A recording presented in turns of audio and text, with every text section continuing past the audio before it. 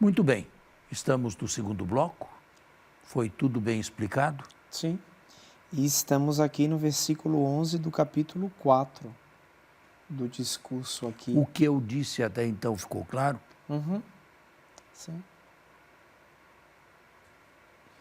A teologia e a cristologia foram crescendo. Não foi tudo dado num dia só. E a uma pessoa só. Pedagogicamente, olhando esta regra, é até entendível, né? Que as coisas pedagogicamente, né, vão tendo um crescente, né? Agora, há autores que começam a defender no mercado, por exemplo, e aqui já é um pequeno parêntese, né, já falando de datas. Mas não use o termo mercado, porque senão... Não, mercado que eu digo no mundo religioso, na hermenêutica bíblica, na exegese bíblica, a possibilidade, e aqui entra no mar de possibilidades, do Evangelho de João ter sido escrito, por exemplo, nos anos mais cedo. Não. Mais cedo, mais perto de Marcos. Não.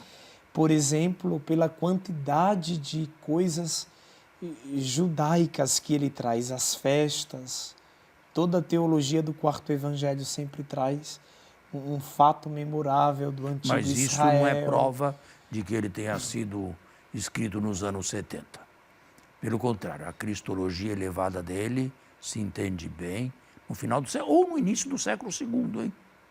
Por volta de Porque quando o senhor usou, 110, quando o senhor usou o 115, texto do prólogo, é sabido por todos que o prólogo é um acréscimo posterior. Mas houve diversos acréscimos, não só o prólogo. O prólogo, Os o capítulos. epílogo. Não. Não só o prólogo e epílogo. Por exemplo, os capítulos 15, 16, 17 são acréscimos. Do 14º, você pula diretamente para o 18º e dá uma perfeita coerência. O que não dá coerência é como está aí. Agora, significa que outras mãos entraram no texto ou foram entrando no texto de João. Mas isto não significa uma perda. A comunidade não queria que se perdesse nada do que se referisse a Jesus. Sim. E depois aqui no próprio corpo do discurso, aqui voltando para o capítulo 4 do livro dos Atos dos Apóstolos, a gente vê a tentativa o tempo todo de defender a postura de Pedro e de João frente às autoridades. Talvez o nosso telespectador se questione, nesse momento histórico, isto era preciso? Era necessário? Se eles tinham que acreditar no nome de Jesus, e se Jesus e o Espírito de Jesus era a razão do crescimento, inclusive geográfico da comunidade, por que demonstrar o protagonismo dos apóstolos frente a esse trabalho missionário? Mas os apóstolos foram as pontes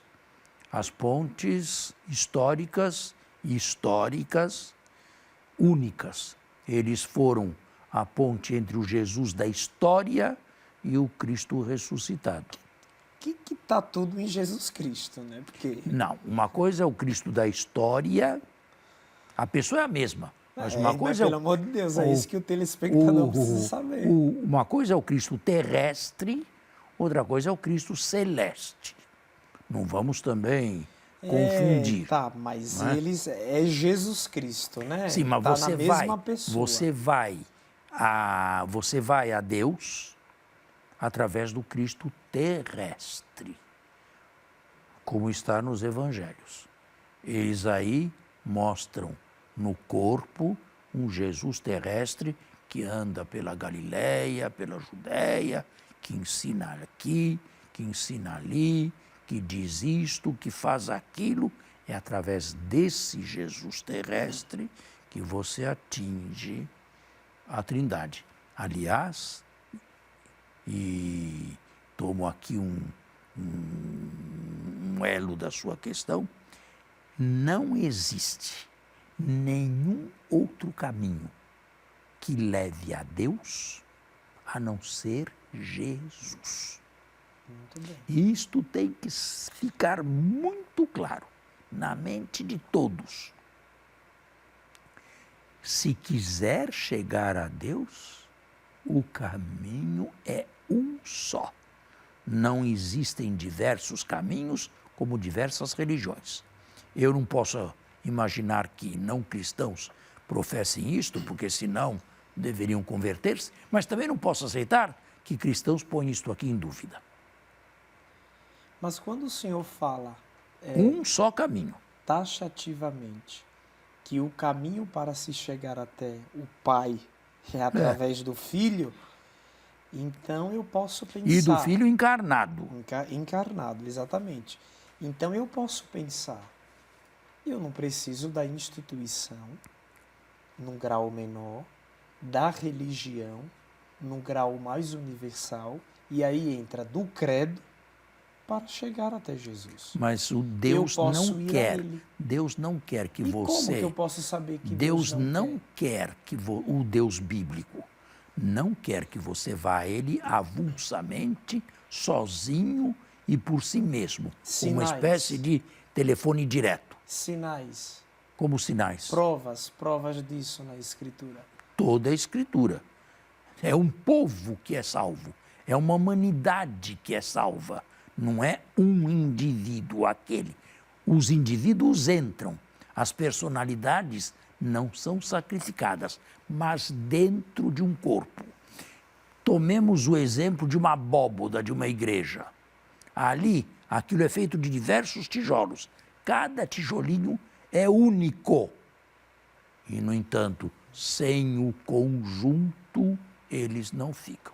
Sua reflexão é muito bonita, mas ela está casada com a teologia paulina, dos membros do corpo. Não importa com que unido à teologia cabeça. esteja. Não importa.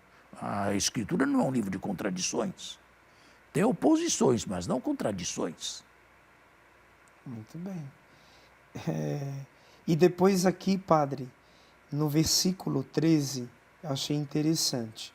Ao ver a intrepidez de Pedro e de João, e verificando que eram homens iletrados e sem posição social, ficaram admirados. Mas a pergunta é, de onde beberam? Se eram iletrados e socialmente apagados. Mas essa notícia, que é uma notícia, digamos, secundária, é verdadeira? Não sabiam ler mesmo? É isso que quer dizer? É uma pergunta? É uma pergunta, sim. É uma pergunta que não tem resposta, para a qual não há uma resposta. Iletrados aqui, eu entenderia como pessoas simples, pessoas do povo, não eram aristocratas, certo? Eram pescadores, eram gente simples, como Jesus também, que foi simples e viveu num meio simples. Agora, dizer que era um meio, que eram todos ignorantes, absolutamente ignorantes, isto é um degrau acima. A Agora, isto o texto não chega. Quando a gente olha a conjuntura do episódio, é óbvio que o interesse ou o objetivo é Agora fazer também tem uma apologia, coisa. né, padre? Agora também tem uma coisa. Naquele tempo, a sociedade, a comunicação oral era bem mais fácil Fluente, né? e fluente, como você diz, do que o texto escrito. Realmente, quem sabia ler e escrever nos anos 30 na Palestina? Na Grécia, que era mais elevada culturalmente, 2, 3%. E lá na Palestina. Mas isso não significa ignorância. Isso significa estar mergulhado nos limites de um tempo. Então, mas quando a gente olha, por exemplo, a conjuntura do capítulo, de um lado você tem homens simples, Pedro e João. Do outro lado você tem um sinédrio.